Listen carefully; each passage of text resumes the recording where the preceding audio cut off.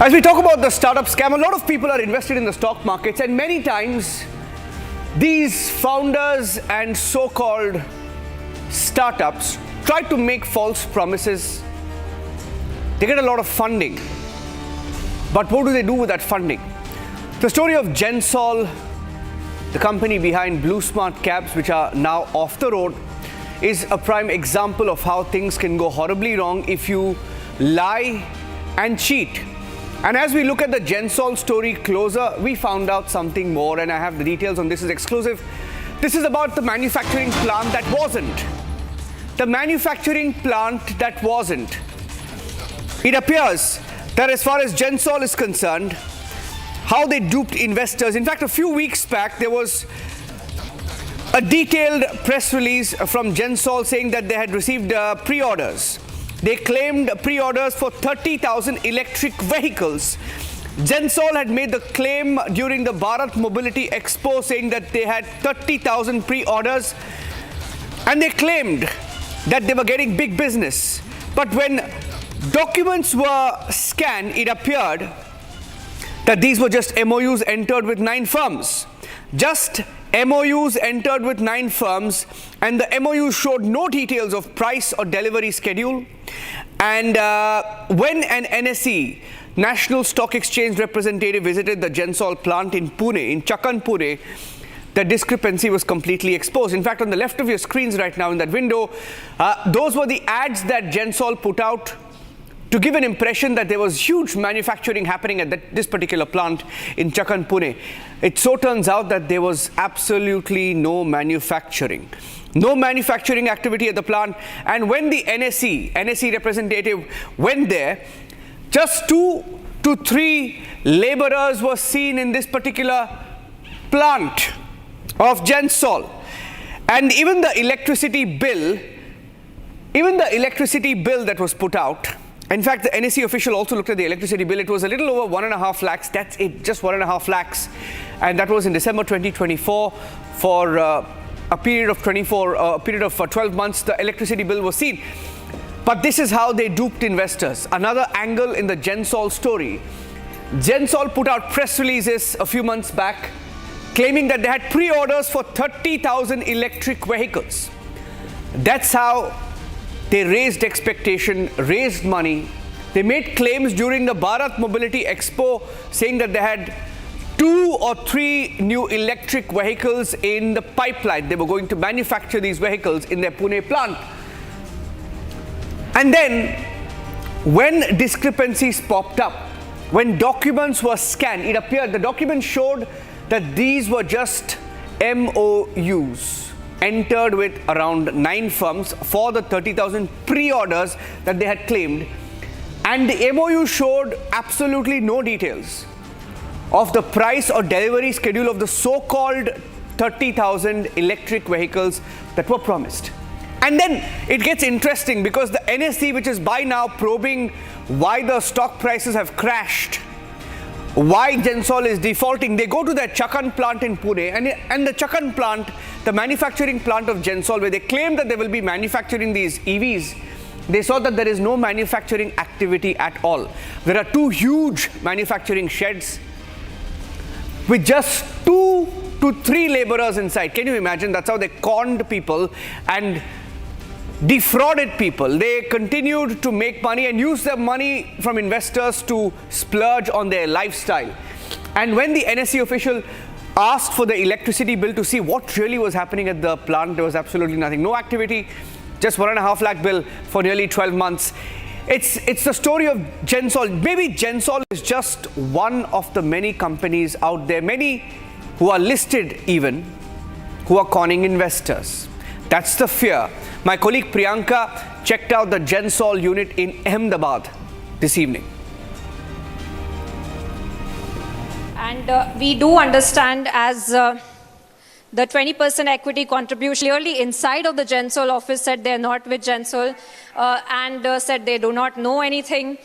We'll move on to some other parts of the office as well, where everyone in fact is just shrugging their shoulders and saying they do not know.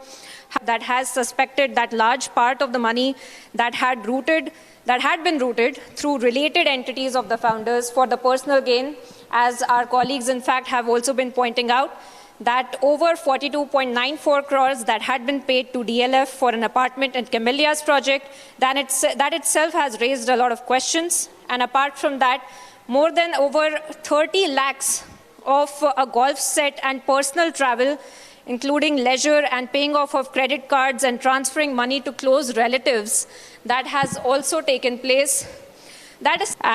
We do understand as the 20% equity contribution clearly inside of the Gensol office said they're not with Gensol and said they do not know anything.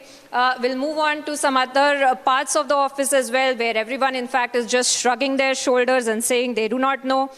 That has suspected that large part of the money that had been routed through related entities of the founders for the personal gain, as our colleagues in fact have also been pointing out, that over 42.94 crores that had been paid to DLF for an apartment in Camellia's project, that itself has raised a lot of questions. And apart from that, more than over 30 lakhs of a golf set and personal travel, including leisure and paying off of credit cards and transferring money to close relatives, that has also taken place. That is Report from Gensol in Ahmedabad. I'm going across to my colleague Piyush, who is joining us live from Gurugram, where there is a craze to buy properties at the DLF Camellia. So it's supposed to be this society. We've only read about it, Piyush, that there is so-called society DLF called DLF Camellias, where only if you have an apartment there, it's like a statement that you've arrived, where all these so-called startup founders, Forbes 30 under 30 types live. Is that true? And we are hearing that these Gensol owners, whatever people invested in their company, whatever funding came in, they took all that money, gave it to their families, gave it to DLF, and bought some property as well. What they wanted to buy homes there. That's where my colleague Piyush is. DLF Camellias. Tell us more about this DLF Camellias. We don't know. We're not aware about these things, Piyush. Because common people just invest in the stock market. They don't know the craze of these founders. Yes, go ahead. So the unfortunate aspect, and while I speak, I would just request my video journalist to show you the visuals of DLF Camellias. I would just want my video journalist to just zoom in the visuals and show the visuals of DLF Camellias. Now, this is one of the most expensive real estate properties in not only the National Capital Region, Niranjan, but it is one of the most prominent real estate markets in the country, and thereby the who's who of the people who have made it big as far as the finances are concerned, and those people who have gained a lot of money through the angel investing or through investing is concerned. They are making sure that they purchase property in over here at DLF Camellias, which has been recently built. Now you can understand that one flat over here costs about 60 to 70 crores starting, and thereby when you see that the Jaggi brothers, who are promoters of Gensol, they rather used the investor money which was given to them for the company for their own personal benefit, and this has now been confirmed by the SEBI investigative report that how crore of money was used by the Jaggi brothers, that involves Puneet Jaggi and Anmol Jaggi, in purchasing apartment over here at DLF Camellias, which is one of the prominent real estate markets, which is one of the most expensive real estate markets, which is one of the most luxurious real estate markets over here. The price range over here starts from around 50,000 per square feet, so you can understand it is beyond the reach of a common person, and thereby the who's who of the people are purchasing plots over here. The key question over here, however, remains that even though those who have made it big can purchase the property over here, are you swindling away the investors' money? Are you swindling away the public money for your own personal benefits? Unfortunately, in this case of Gensol Engineering, it has been witnessed that how the Jaggi brothers unfortunately used it, and this is an unfortunate reality of most of our startups and some of our companies which are using public money for their personal benefits. It is again one more unfortunate example of Gensol Engineering, which used to operate the BluSmart cabs, of again using the public money for the personal benefits. And the example of this is DLF Camellias, where unfortunately, they have used crore of money for their own personal benefits. Back in the studio. Okay, thank you for joining us with those details.